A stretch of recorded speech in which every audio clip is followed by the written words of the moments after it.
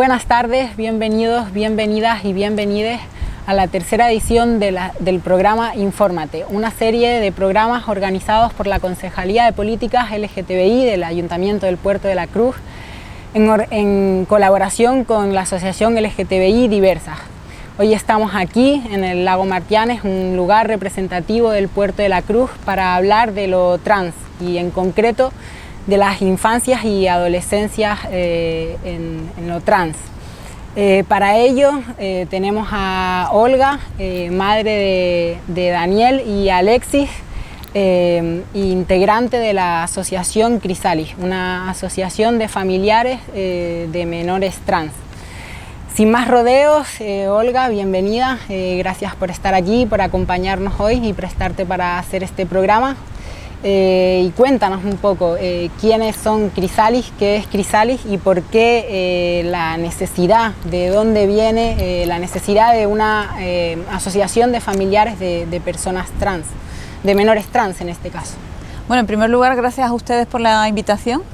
Y nada, respondiendo a tu pregunta, Crisalis es una asociación que surge a nivel estatal en 2014 porque hay algunas familias que sus peques les están diciendo que son niñas, que son niños, en contra de lo que se esperaba a tenor de sus genitales, ¿no? Entonces estas familias buscan información, buscan apoyo y se dan cuenta de que en las asociaciones grandes de tipo LGTBI la mirada a familia pues está faltando, ¿no? Entonces necesitan un espacio de encuentro. Empiezan siendo 7 familias, una cosa así. Ahora mismo en Crisalis a nivel estatal somos más de 1000 familias, ¿no? Y van poco a poco tejiendo redes, que es de lo que se trata.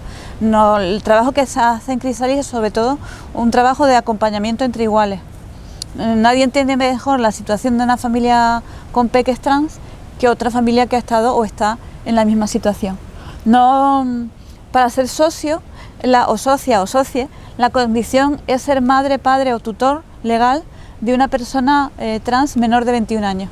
O sea, por ejemplo, un tío, un tía, un amigo no puede ser socio, sino que tiene que tener esa responsabilidad además del cuidado, de ser la familia responsable del bienestar de ese PEC.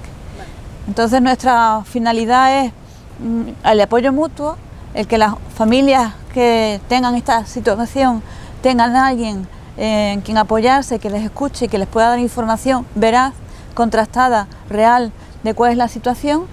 También la lucha por la visibilización de las personas trans de todas las edades, porque consideramos que es fundamental que la sociedad tenga referentes y referentes positivos, más allá de muchas veces la imagen que por desgracia ha sido estereotipada, ¿no?, de la mujer trans adulta como una persona marginalizada o víctima de abusos, ¿no?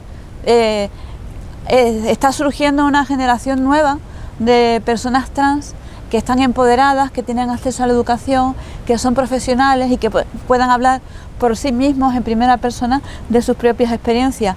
Nosotras y nosotros estamos dándole voz a las personas pequeñas que todavía no pueden hablar por sí mismas, ¿no? Y sobre todo, para nosotros es fundamental aprender del colectivo de las personas trans. Estamos todo el tiempo intentando mantener la escucha, intentando mantener la empatía para poder transmitir ese apoyo a las personitas que tenemos cerca. Y por último, yo creo que es importante que nuestra experiencia interna como personas que no tenemos por qué ser trans, aunque en la asociación también hay personas adultas que son trans, pero que en la familia pueden tener la situación de menores trans, pues nuestra situación es tender un puente entre las vivencias de las personas trans y el colectivo que no tiene esa suerte, realmente ese privilegio de estar en contacto con las personas trans directamente, sino que lo ven desde fuera. Entonces esa es nuestra triple tarea, ¿no? El acompañamiento, la escucha y la visibilización.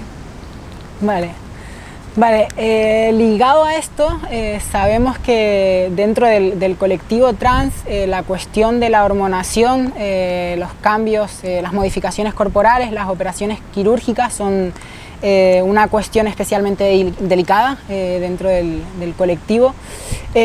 ¿Cómo se posiciona Crisalis, ¿no?, como madres y padres de los menores en estas cuestiones? Y no tanto cuál es la posición actual, sino cuál es el debate interno que se tiene, ¿no? Cómo ha sido la evolución de este debate, que imagino que ha ido cambiando a lo largo de los años.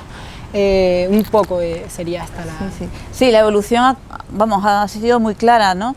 En 2014, si uno ve el reportaje del Sexo Sentido, se vive o se expresa la identidad trans como un tránsito en el que una persona sale de un casillero al que se le ha asignado por los genitales para meterlo en otro casillero distinto. Nuestra visión ahora no es tan simplista, es mucho más rica y es mucho más flexible.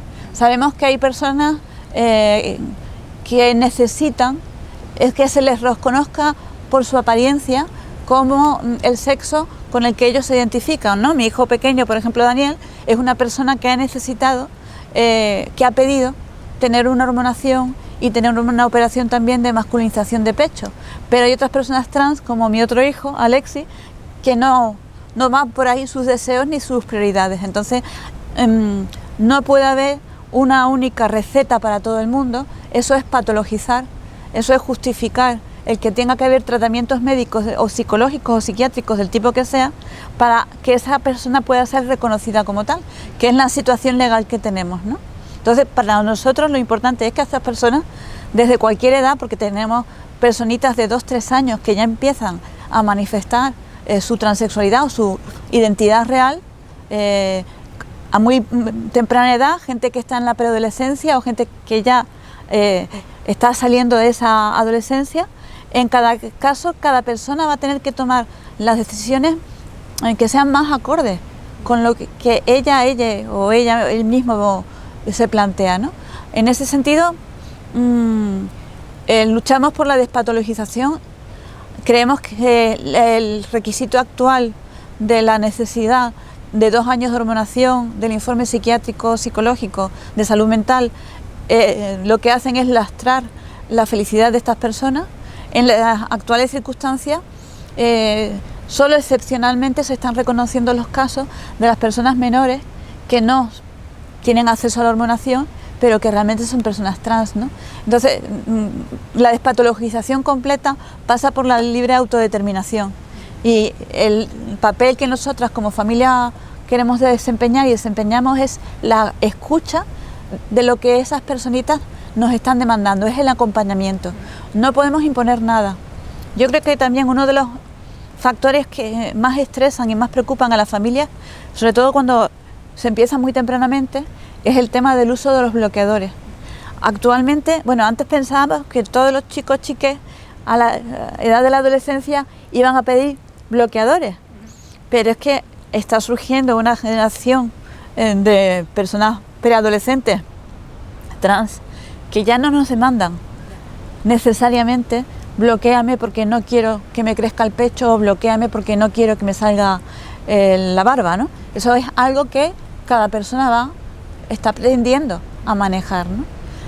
Son temas que son complicados, que son delicados, porque la hormonación no es inofensiva, ¿no? Siempre hay efectos secundarios, sea la hormonación que sea, no me refiero solamente a la que se le puede recetar o administrar a personas trans, desde la propia píldora anticonceptiva, ¿no?, o cualquier otro tipo de hormonación que podamos estar tomando. Sabemos todos que no es inofensivo en el sentido de que no haya efectos secundarios. Entonces ahí sí que cuando una persona demanda eso, sí necesitamos que haya un servicio de atención que tenga la información clara y transparente. No como se viene haciendo muchas veces, que cuando entra por la puerta de un servicio de atención una persona que dice que es trans, poco menos que se le pone sobre la mesa el menú de qué hormonas quieres tomar. No es eso, ni mucho menos, ¿no? Entonces ahí es uno de nuestros intereses, ¿no? La salud integral, porque una de las consecuencias que tiene la hormonación, que muchas veces, claro, cuando tú tienes 14, 15 años no lo piensas, ¿no? Pero es que 2 años de hormonación equivale muchas veces a una castración química. ¿Dónde están los derechos reproductivos de nuestros hijos, hijas e hijas? como ves, son temas que son muy delicados, ¿no? Yo comprendo que las familias cuando empiezan y se les plantean estas cosas, les da muchísimo miedo. Mi hijo cuando empezó, el pequeño, empezó con 16 años y no me tuve que plantear el tema de los bloqueadores, pero si me hubiera tenido que llegar a plantear, pues habría necesitado un apoyo, un asesoramiento, ver a varios especialistas que me pudieran dar sus opiniones. En el caso de Daniel fue muy claro para él, ¿no? En el caso de Alexis, mi otro hijo, no quiere saber de momento nada de hormonación, porque muchas veces el tema de la necesidad de la hormonación viene más condicionada por la mirada externa, porque una persona quiere que le respeten con la identidad que uno tiene, y entonces a veces siente la necesidad de modificar su cuerpo para que le respeten. Pero no es una necesidad que venga de no estoy a gusto personalmente con mi cuerpo. Lo que no estoy a gusto es con la mirada de los otros. Entonces la pregunta es, ¿tenemos que intervenir en los cuerpos o tenemos que intervenir en las miradas de los demás? ¿No? Por ahí iría el tema. Total, tenemos que intervenir en la sociedad, ¿no? En las construcciones sociales que tenemos, que muchas veces son nocivas para las personas trans y para nosotros mismos, seamos trans o no seamos trans, ¿no? Has hablado de tus dos hijos trans, una experiencia que yo creo que es poco común, o por lo menos yo no la había escuchado hasta ahora, estoy haciendo memoria pero creo que no. Entonces mi pregunta era, ¿qué ha supuesto para ti? Imagino que una experiencia como otra cualquiera, pero como ya que tenemos que hablar de lo trans, ¿qué ha supuesto para ti? ¿Cómo te ha cambiado o qué te ha aportado en lo negativo, en lo positivo, en lo...? Yo diría que lo más importante para mí es que empecé a aprender con mis hijos y sigo aprendiendo con mis hijos. Lo más importante es que yo ahora cuando veo a las personas no me quedo en la fachada, en el estereotipo, sino que los miro a los ojos y hablo con ellos, ¿no? Y me da igual que esa persona tenga la experiencia externa que tenga, me da igual, no es asunto mío, ¿no? Muchas veces cuando empezamos con este tema, a mí me pasaba, hacíamos convivencias o encuentros con familias y cuando tú empiezas es como, ¿cómo es la gente que está alrededor mía, ¿no? Y un gesto que ahora yo mismo lo pienso y me horrorizo, ¿no? Que hace uno inconscientemente es mirar los genitales. Claro, ¿a quién se le ocurre andar mirándole los genitales a la gente? ¿No? ¿Qué derecho tengo yo de mirar si esos genitales son congruentes o no son congruentes con el resto del cuerpo o con la ropa que lleva puesto, ¿no? Entonces, eso es lo que te decía antes, lo de cambiar la mirada, ¿no?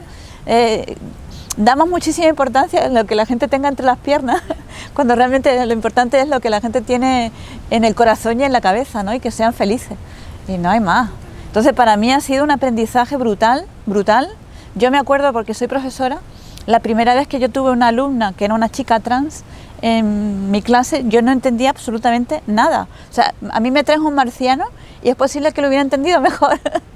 Cometí todo tipo de errores, la marginaricé, no me acostumbraba a tratarla en su nombre, todo ese tipo de cuestiones la ponía en duda.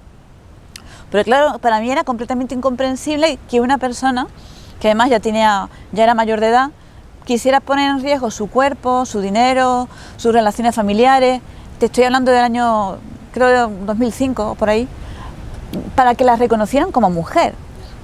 No, a mí no me cabía eso en la cabeza y fíjate por dónde la vida me ha enseñado que esas cosas pasan y que no pasa nada, o sea, que somos nosotros los que tenemos que aprender. Y ojalá yo hubiera en ese momento tenido esa mirada, pero no tenía ese aprendizaje porque no tenía la vivencia. Ya estamos aprendiendo y queda un largo camino, ¿no? Yo creo que en la cuestión del género, en los feminismos, en la cuestión de los tránsitos, de lo trans, como todavía queda largo camino por hacer y muchos saberes que están todavía escondidos, que no conocemos, porque si hay algo que ha puesto de manifiesto el tema de lo trans, lo intersex, es que hay conocimiento que hay que aprender y que hacer nuestro. Si te parece, tengo preparado un vídeo que yo creo que da cuenta de la importancia de que los padres acepten y acompañen las decisiones que toman los hijos, que yo, bueno, creo que es un tema importante a tratar, ¿no? Al final los peques tienen a unos referentes que son sus padres y siempre van a querer su aprobación, siempre van a querer ser aceptados por sus padres más que por nadie, ¿no? Entonces, si te parece, vemos el vídeo y luego lo comentamos. Muy bien.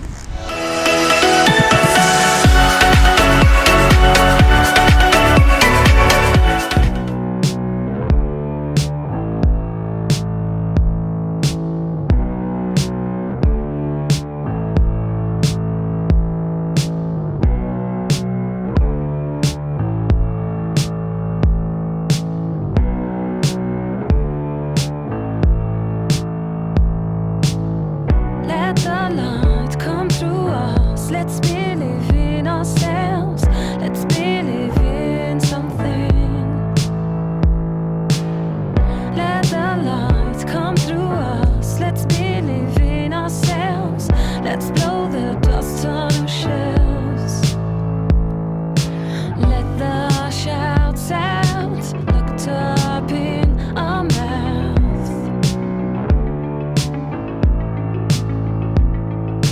Let the shouts out locked up in our mouth.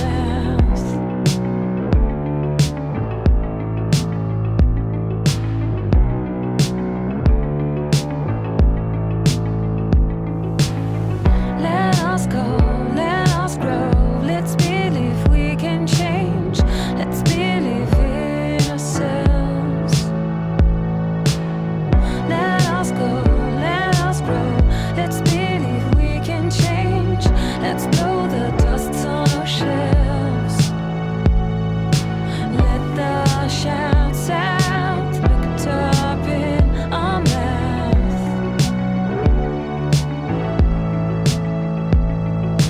Let the shouts out looked up in our mouth.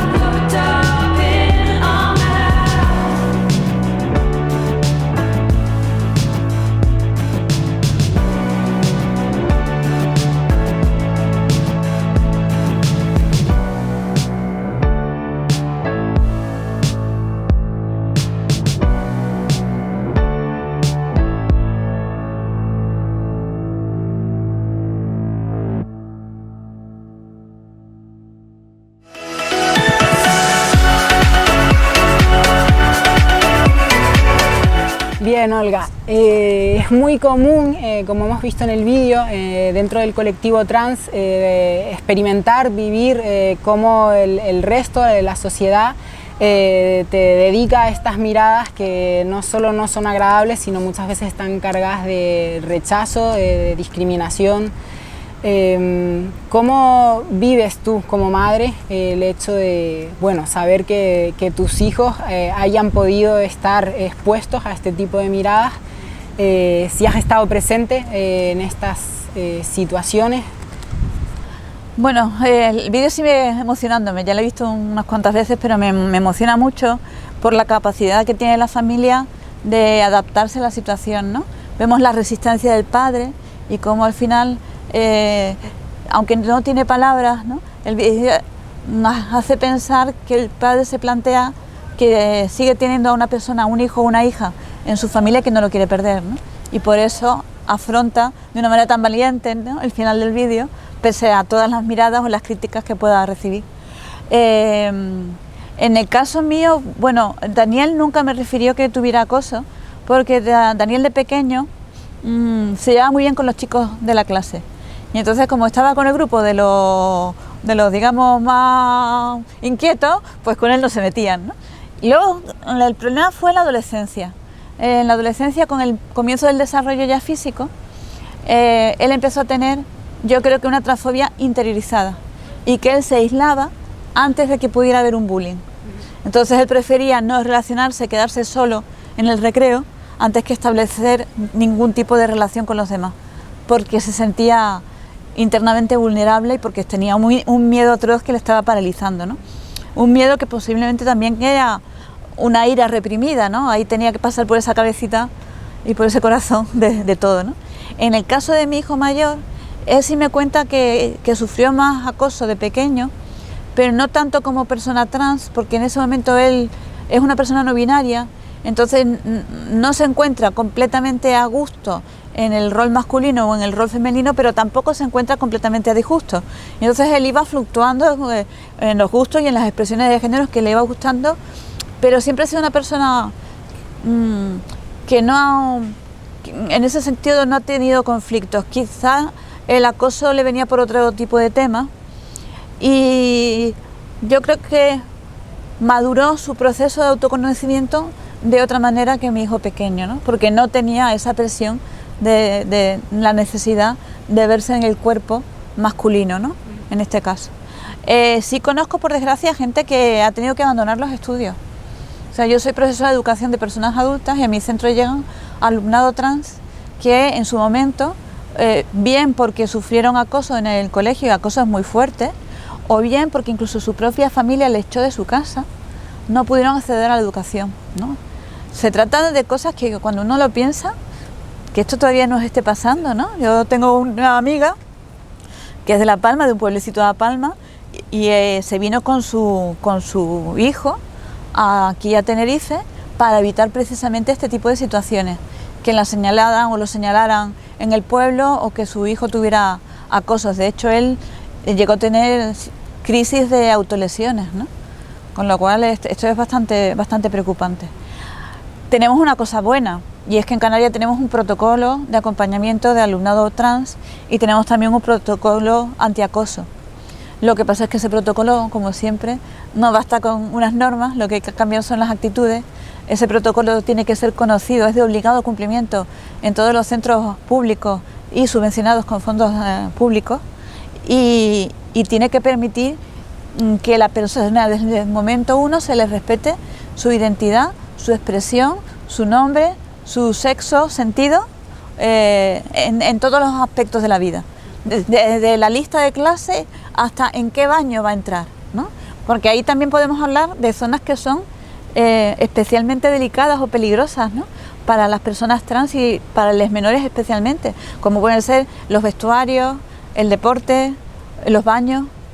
En mi instituto, por ejemplo, hay un baño que no tiene sexo. Hay un baño que es unisex, pueden entrar chicos, chicas, quien quiera entrar. Hay otros baños que sí están diferenciados. Una medida tan sencilla, entre paréntesis, como esa, puede hacer que una persona que va a un centro educativo sienta menos estrés, menos agobio, porque sabe que puede ir al baño en el que se encuentre más a gusto, ¿no? Son cosas muy de la vida cotidiana, ¿no? Yo muchas veces, ¿el bullying dónde empieza? El bullying empieza no solamente en la escuela, es que cuando mi hijo cogía el barco o tenía que coger el avión, el DNI y su aspecto no casaban, ¿no? Entonces ya ahí te está echando para atrás, ¿no? Te está cuestionando a dónde voy yo, ¿no? Si no me dejan ser yo mismo, ¿no? Entonces sí, hay mucho tema ahí que rascarse. Son continuas situaciones, ¿no?, las que se van encontrando las personas trans, que a veces parece que se resuelven con el cambio de nombre en el DNI, y es un continuo de situaciones al que... Es levantarte por la mañana, abrir el armario y a ver qué ropa me voy a poner para presentarme en qué contexto. Es eso, me maquillo o no me maquillo, ¿no? Si me gusta maquillarme pero yo soy un chico trans, pues ¿qué hago maquillándome?, ¿no? Tengo que responder al estereotipo masculino, ¿no? O sea, son miles de cuestiones que las personas cis, es decir, las personas como yo, a las que nos asignan un sexo con el que sí nos identificamos, ni siquiera se nos pasa por la cabeza hasta que no vemos a una persona en nuestro entorno que sí la está pasando, ¿no? Entonces no sabemos la suerte que tenemos, realmente no lo sabemos. A mí nadie me cuestiona si, yo qué sé, en mi vida cotidiana. No tengo que dar explicaciones de nada. Muchas veces en las familias, cuando hay un hijo que es cis o una hija que es cis y un hijo que es trans, te llama mucho la atención porque lo que para tu hijo cis no se pone en cuestión, para tu hija trans hay que estar totalmente todo el tiempo dando explicaciones y pidiendo permiso y pidiendo que te certifiquen, ¿no?, que esa persona es lo que dice ser, ¿no? Es que es un poco una locura, ¿no? A mí me parece una forma de abuso también en sí mismo, ¿no? En este sentido que hablabas de los colegios, en tu recorrido en Crisalis has notado cambios hacia la inclusividad y hacia un mejor acogimiento de las personas trans. ¿Es real que, ¿no?, esto de cambiar las normas al final se reproduce en un cambio de comportamientos, de actitudes en el ámbito escolar? La pregunta sobre todo es porque, ¿no?, igual que decíamos antes que el ámbito familiar es muy importante en el sentido de la acogida y el respeto de las decisiones, el ámbito escolar, la escuela, los profes son, digamos, como el segundo referente que tienen los menores, ¿no? Es como muy importante en la construcción de su identidad, de su personalidad, lo que ocurre en el cole, en el instituto. Sí. Mira, en el caso de mi hijo, cuando mi hijo hizo el tránsito con 16 años, estaba en primero de bachillerato. Le había ido el curso horrible. Entonces fue un curso de estos catastróficos, ¿no? Cuando decidimos ya hacer el tránsito académico, fuimos a hablar con el director del instituto y el director del instituto dijo: ¿con que eso es lo que te pasaba? Vete y cámbiate ya. No va ni que dar ninguna explicación, pero ¿eso por qué fue? Porque antes en ese instituto ya había habido estudiantes trans. Entonces ya el tema se conocía, ya el tema no era una polémica nueva. El hecho de que haya espacios en los que ya se está avanzando significa que las personas que vienen detrás se encuentran mucho recorrido hecho. Y en nuestro caso en Canarias tenemos la suerte de que en la Consejería de Educación hay un servicio que hace el seguimiento del protocolo. No basta con tener un protocolo, tiene que haber una persona que sea referente en los centros educativos. En casi todos los centros educativos hay profesorado que está dentro de la red que trabaja el tema de igualdad. Ese profesorado tiene que tener una preparación también, que a veces no siempre llega, pero bueno, por lo menos se está en ello, ¿no? Una preparación para saber afrontar dentro del claustro estas situaciones con total normalidad. Pero no basta que digamos, bueno, pues tenemos alumnado trans, pues que vengan de la consejería o que vengan de Crisalis o que vengan de Diversa y nos den las charlitas, porque con eso no estás realmente, estás informando, pero la vida es el día a día, es el apoyo continuo. Por eso en el protocolo, por ejemplo, recoge una figura muy importante que es la tutoría afectiva. Esa personita tiene que tener en el centro un referente que pueda ser su refugio, que si un día estás mal porque alguien te ha mirado mal, pues puedas decirle a alguien: hoy estoy fatal, y que esa persona no te va a juzgar, ¿no? Claro. Entonces ahí es fundamental tener esos espacios de seguridad, que la gente cis en la adolescencia, tanto las personas cis como las personas trans se merecen, tener esos espacios de seguridad, de poder ser ellas mismas, ¿no? La adolescencia es una etapa de alta sensibilidad en la que todo está a flor de piel, todo sale, ¿no? Todo, en el caso de las personas trans todavía más, ¿no?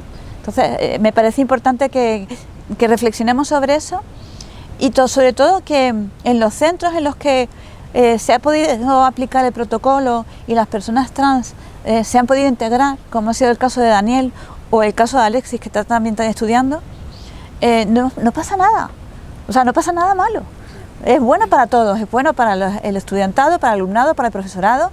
No se cae el mundo, no se rompe la familia, no es el fin del mundo. Al contrario, es un camino de felicidad y de libertad y de seguridad, que es el camino que deberíamos emprender todas, ¿no? No hay una catástrofe, ¿no?, detrás de la experiencia trans, que yo creo que es un estereotipo también que se está teniendo en la sociedad, como que la experiencia trans viene cargada de un montón de crisis y de situaciones que van a ser negativas, ¿no?, de atravesar.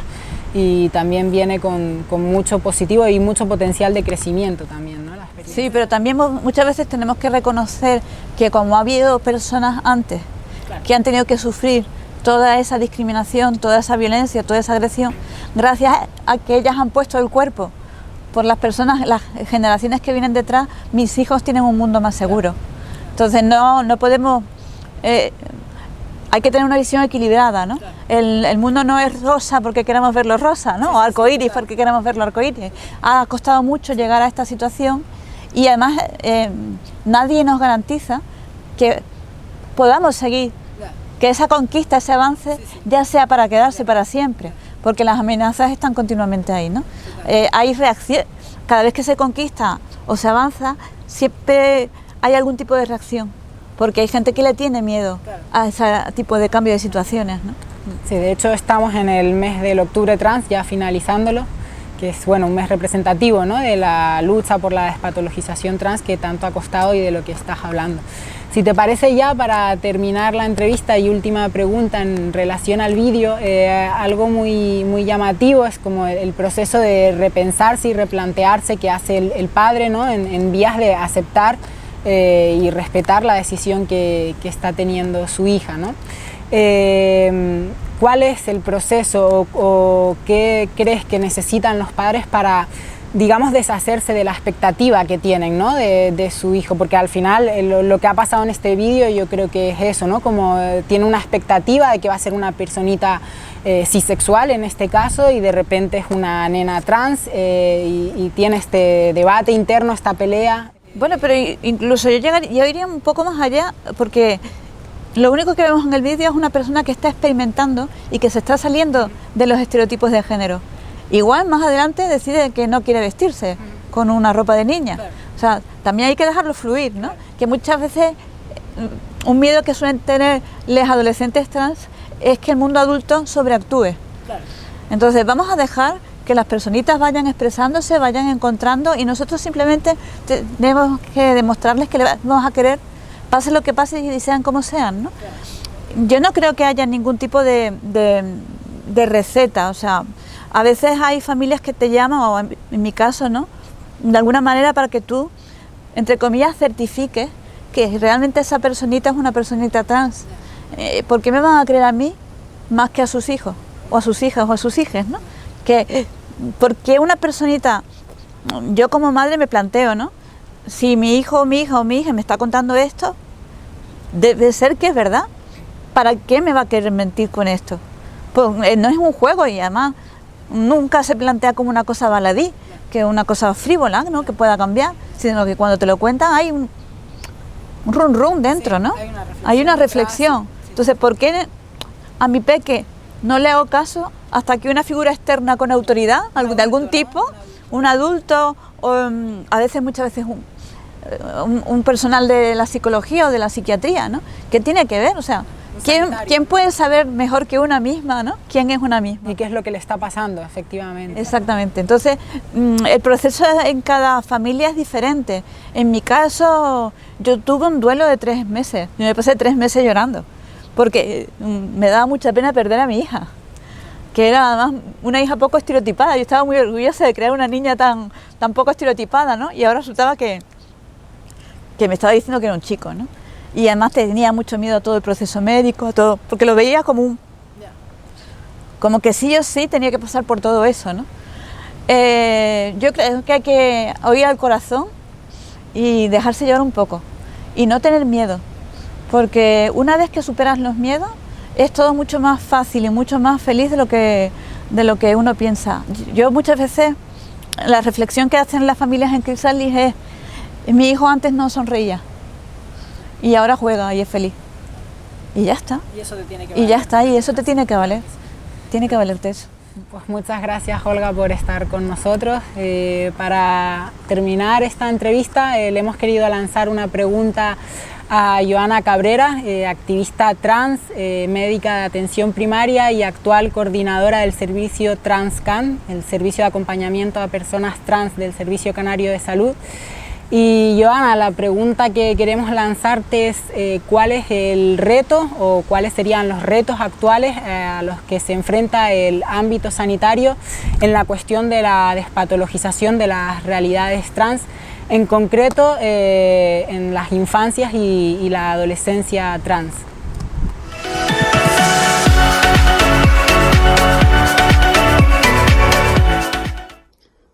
Mi nombre es Joana Cabrera, soy la coordinadora del servicio Transcam, servicio de acompañamiento a personas trans del Servicio Canario de Salud. Vengo a hablar de los derechos de la atención sanitaria en relación a los menores trans. En primer lugar, especificar que la identidad de género de todas las personas se inicia su desarrollo en torno a los 2 años, cuando también se inicia la expresión verbal, y los estudios dicen que culmina aproximadamente en torno a los 7-9 años. Esa determinación de la identidad de género de cada persona suele ser un proceso de autoexploración en relación a la sociedad y a la introspección que cada persona realiza dentro de las opciones que puede visibilizar y que entiende como propias. Dicho esto, nos llama la atención fundamentalmente que se entienda que cuando un menor trans se verbaliza como tal, el espacio que tenga de acompañamiento se ofrezca desde un ámbito sanitario. Desde el servicio Transcan entendemos que ese momento de autoexploración de las identidades en los menores, tanto sean trans como cis, se entiende que debe realizarse en un espacio de seguridad donde esa persona menor no sufra de violencias que limiten su posibilidad de exploración y su posibilidad de autoidentificación de su identidad de género y de cómo quiere expresarla, con lo cual entendemos que el espacio sanitario no es el mejor de los espacios para que esas personas lo puedan realizar. Entendemos desde el servicio Transcan que podemos ofrecer un espacio de acompañamiento a las familias para que éstas puedan desarrollar las herramientas necesarias para generar espacios de seguridad para sus menores, pero entendemos que no somos desde el espacio sanitario quienes tenemos que realizar ni un seguimiento ni una validación de las identidades de los menores. Es por eso que ofrecemos este servicio integral para que las personas que acompañan a estos menores puedan disponer de un apoyo en un momento dado para poder resolver sus dudas, pero entendemos que no somos un espacio de validación para las identidades de estos menores. Cuando las personas trans menores deciden iniciar un tratamiento de modificación corporal, desde el servicio Transcan ofrecemos la información necesaria para que estas personas puedan tomar decisiones por sí mismas. En el artículo 43 de la Constitución española se establece el derecho a la protección de la salud y como tal se regula en la Ley General de Sanidad y en concreto en el año 2003 a través de la Ley 41/2002 en la que se regula la autonomía del paciente en el artículo 10 de esa Ley General de Sanidad. Lo que se hace fundamentalmente es plantear que cada persona pueda disponer de información libre y veraz para poder tomar decisiones sobre sus propios procesos de salud o de enfermedad y lo que ello conlleve. Así pues, nos encontramos con un gran problema actualmente y es que las personas trans menores, a pesar de que esta ley determina que a partir de los 16 años las personas menores de edad son mayores de edad con respecto al ámbito de la sanidad, en el caso de las personas trans menores no es así. Y tanto no es así que para cualquier tipo de procedimiento sanitario que quieran realizar deberán tener la autorización de sus tutores legales, a pesar de que tengan 16 años. Dicho esto genera un problema importante, puesto que cuando primero genera la infantilización de la posibilidad de que una persona trans con mayoría de edad médica pueda tomar decisiones sobre su propio cuerpo, no lo podrá hacer sin la autorización de sus tutores y por otro lado también genera una dificultad importante cuando los tutores legales pues tienen una discordancia entre sus opiniones al respecto si dar ese consentimiento informado o no sobre los procesos que el menor quiere realizar con su propio cuerpo y en relación a la identidad que siente. Dicho esto, vulneramos completamente los derechos que tienen que ver con la protección de la infancia y entendemos que eso debe ser uno de los retos a conseguir, y es que las personas trans no sean infantilizadas en su toma de decisión sobre sus procesos de salud, que pueden ser acompañados y que deben tener exactamente los mismos derechos que cualquier otra persona menor de edad, que a su vez a partir de los 16 son mayores de edad, son mayorías de edad médica, y que por lo tanto deben tener todo el derecho del mundo a poder decidir sobre sus procesos sanitarios. Así pues, entendemos que detrás de estas legislaciones, al igual que ocurre, por ejemplo, con las leyes del aborto, existe una cierta connotación social y cultural al respecto sobre lo que cada cual realmente puede decidir o hacer a partir de esa mayoría de edad médica recogida en nuestra legislación, que fundamentalmente tiene esas dos excepciones, entre otras, pero fundamentalmente y de forma llamativa tiene excepción, y es que todas las personas podrán decidir. Una persona con 16 años puede decidir si realizar una transfusión o no, si someterse a una cirugía o no, pero por ejemplo no puede decidir si quiere o no abortar o si quiere iniciar un tránsito físico o no. Para eso deberá cumplir los 18 años, y eso es una discriminación jurídica muy evidente de cara a nuestros menores trans en el ámbito sanitario.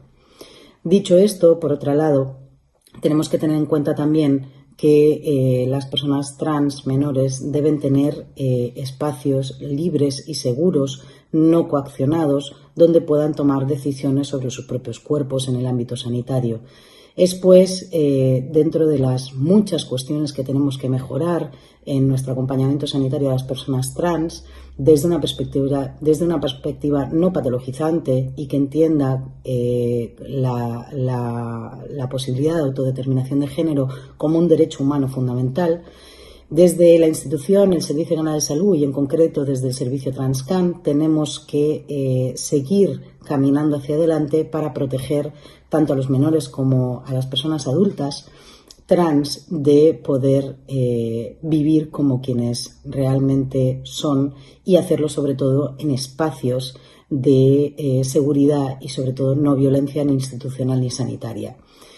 Desde el Servicio Canario de Salud estamos en esta línea, nos queda mucho trabajo por hacer y nos queda mucho camino por andar, pero tenemos absolutamente claro desde la institución que ese es el camino, que el camino es hacia los derechos humanos, que el camino es hacia la protección del derecho a la salud de las personas bajo el marco jurídico, y que además tenemos que hacerlo desde un acompañamiento transpositivo.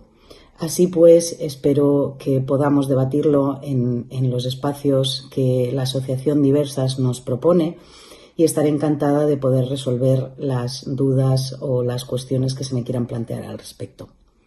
Un abrazo y ánimo y suerte.